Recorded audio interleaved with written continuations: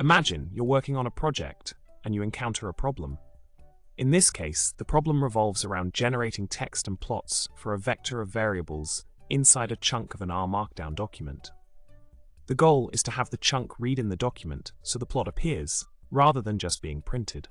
Sounds like a head-scratcher, right? Now let's delve into the solution. The key here is to utilize a chunk of code with specific settings.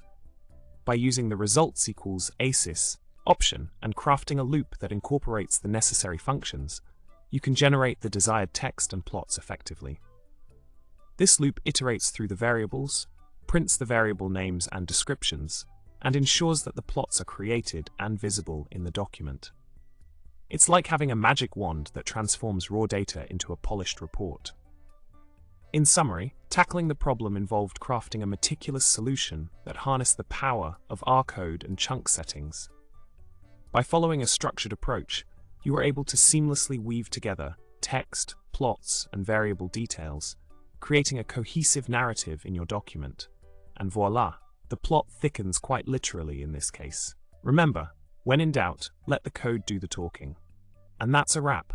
If you found this video helpful, make sure to subscribe for more tech tips, hit the like button if you enjoyed the content, and share your thoughts in the comments below. Until next time, happy coding.